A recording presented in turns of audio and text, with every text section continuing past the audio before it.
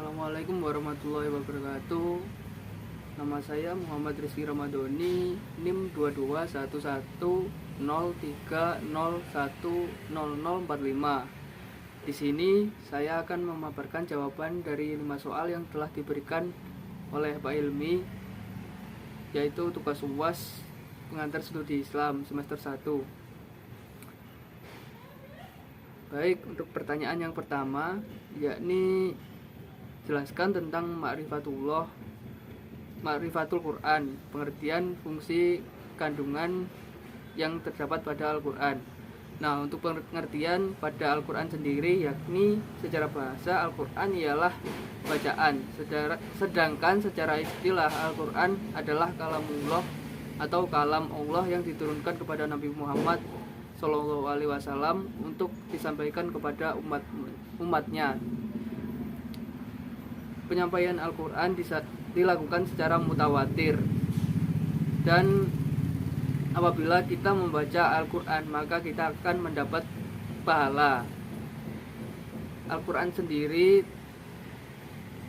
berfungsi sebagai pedoman hidup umat Islam, karena di dalamnya mengandung ajaran-ajaran Islam yang kita dapat lakukan dalam kehidupan sehari-hari.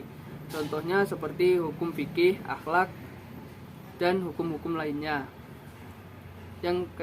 Untuk soal yang kedua, yakni jelaskan pengertian as-sunnah, al-hadis, khobar, atsar, dan perbedaan antara hadis qudsi dan Al-Quran.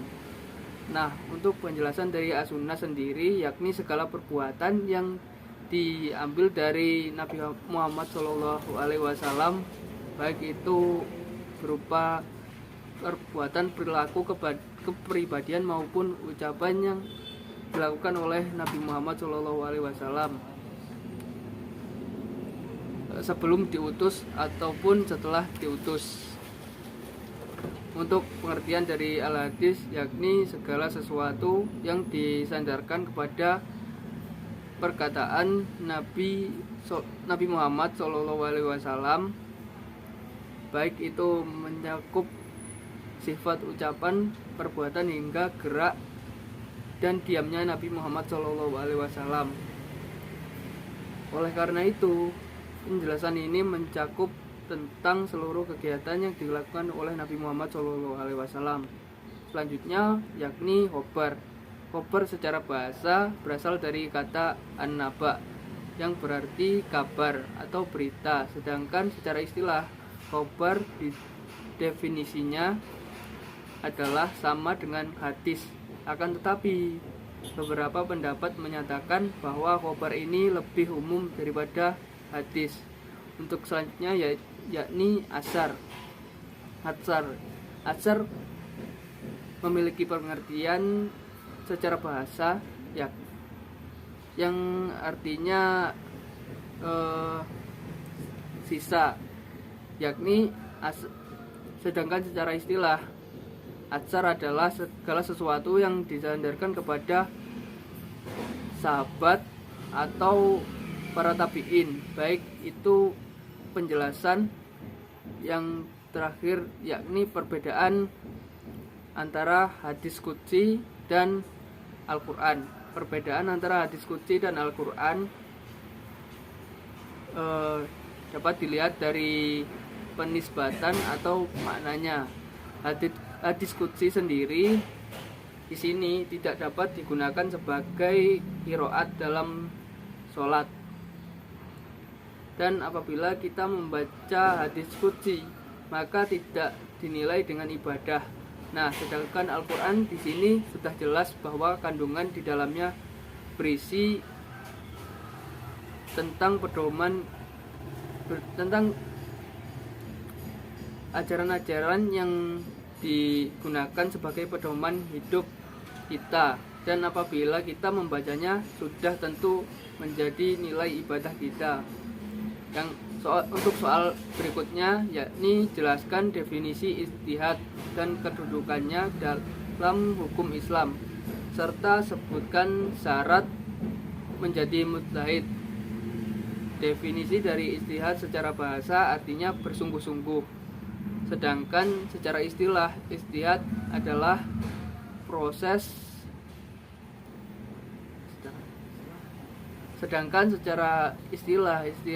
proses penetapan hukum syariah dengan mencurahkan seluruh isi pikiran. Nah, kedudukan ijtihad ini dalam sumber hukum Islam yakni menduduki urutan yang ketiga setelah Al-Quran dan Al-Hadis. Adapun syarat-syarat untuk menjadi mujtahid ialah mengetahui bahasa Arab, mengetahui hadis yang nasib dan mangsuh,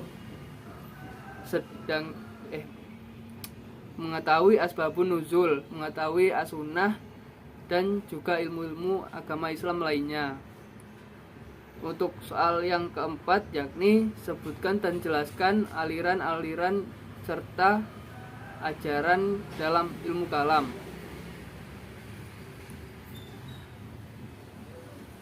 Ilmu kalam berasal dari dua kata, yakni ilmu yang menjelaskan tentang ilmu kalam berasal dari dua kata, yakni ilmu dan kalam. Ilmu kalam menjelaskan tentang ajaran-ajaran dasar dan dalam agama Islam yang menyangkut paut tentang wujud Allah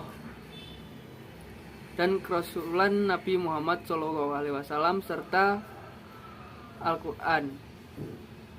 Adapun aliran-aliran dalam ilmu kalam yakni terdapat dua aliran. Yang pertama adalah aliran Khawarij dan yang kedua ialah aliran Syiah. Berikutnya untuk soal yang kelima, yang A, yaitu jelaskan dasar berfilsafat dalam Islam. Nah, filsafat sendiri ialah ilmu yang mengajarkan kita bagaimana kita berpikir secara kritis, logis, dan mendalam sehingga kita dapat mengomunikasikan ide pokok tersebut asal tidak menyimpang dari hukum-hukum agama Islam. Kemudian untuk soal yang B, bagaimana cara bertasawuf di zaman modern sekarang ini,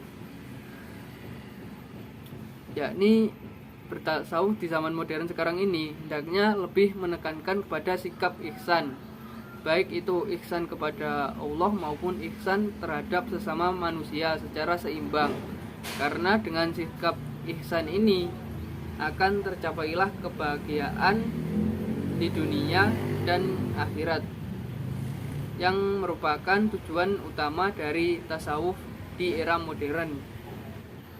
Mungkin cukup sekian jawaban dari 5 soal tugas UAS mata kuliah pengantar studi Islam. Apabila terdapat kesalahan kata, saya mohon maaf yang sebesar-besarnya. Saya sampaikan terima kasih. Wassalamualaikum warahmatullahi wabarakatuh.